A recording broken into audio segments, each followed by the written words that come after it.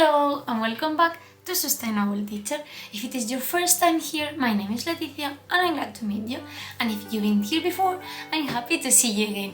In today's video, we start a new unit and it's the last unit of this year. Not only the geology part, but also the whole third year of biology and geology. Yay! And today we will talk. Well, the unit is about, and today we will talk about land modeling. So if you're interested in this video, please subscribe, hit the notification bell, and if you like this video, give it a thumbs up. The first thing we should do is to define what is landform modeling. So landform modeling is all the changes in the shape of the Earth's surface due to exogenous geological agents. So all those agents that have an exogenous cause, not endogenous. We are not talking anymore about orogenesis and landform processes, but the modeling of all those existing landforms in the Earth's surface that are going to be modified by some external agents, okay? And which external agents are these? So there are 5 main external agents. They are all controlled or due to 2 big energies, which are the solar energy and the gravity. And those 5 agents are water, wind, temperature, atmosphere, and living beings. Let's see one by one in a more detailed way. So water can be in the 3 states of water. Water vapor, and this always happens when the result is going to be fragmentations of rocks. Imagine we have our rocks and the rocks had cracks, and what it rains and water is inside. If suddenly or after a period the temperature, the ambient temperature is higher, the water will be transformed into vapor, and due to this quick expansion of water molecules, they can fragment the cracks of the rocks. This happens also with ice, because if you remember, ice has more volume than liquid water, so those cracks were filled with liquid water, and due to a lower temperature, maybe at night, the water get into ice. They can break the cracks as well. And in the case of liquid water, is just due to solution. They can dissolve molecules in the rocks.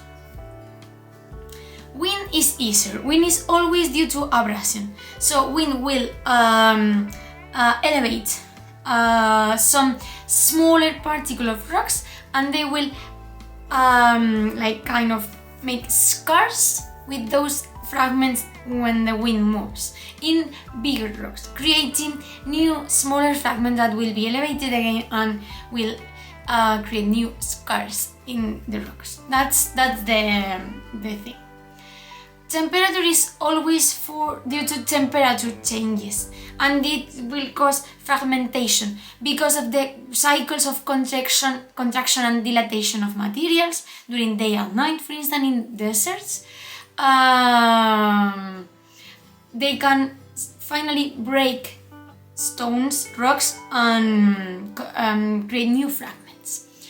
The atmosphere is specific about the atmospheric gases that can cause chemical reactions that can change or affect the rock surface, the earth surface, or that can maybe in combination with water, the acid rain dissolve some types of rocks, specifically limestone. Okay, in Spanish, limestone is caliza. So limestone is really affected by acid substances. Okay, and finally, living beings. Living beings can have both a physical effect or a chemical effect. For instance, if the roots of trees and other plants can go in the rock cracks, when they grow, they can also fragment rocks, or for instance, in the case of some bacteria that can live on top of the earth surface or rock surface, they can perform some chemical reaction that can also alter the rock's surface. Okay, so that are all the agents that in the end they are due to or solar energy or gravity. Not only we will depend on agents, but also in some factors. We have also 5 main factors, which are climate, vegetation, rocks characteristics, the presence of the sea, and human activity. The climate, as we said in the previous slide, changes or drastic changes from cold to heat climate, hot climate, cold climates, they will affect on water, temperature, etc. So of course climate is one of the most important factors affecting the landform modeling. The second one is going to be vegetation. If we have a mountain and the mountain has a river, or it rains a lot because it's a very rainy climate, but all the slope in the mountain, it has a lot of vegetation, the roots of these plants will hold the soil, the earth, and will won't allow the erosion of those materials, of those rocks. But if we don't have vegetation because it's an arid climate, desertic climate, or due to deforestation, of course the absence of those roots will affect more, or will allow the rocks in there to be more affected by those agents.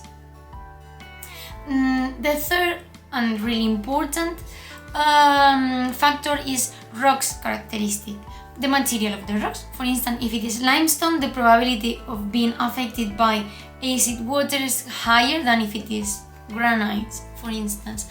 And if it is a compacted rock or not, if it has cracks, if there are faults and falls, all of these aspects will condition somehow also how modeling can happen. And the presence of the sea. The sea is such a high modeler, okay, in the Earth's shape, in the Earth's surface, not only by the action of waves, but also the salinity, the changes in humidity between day and night, and of course human activity.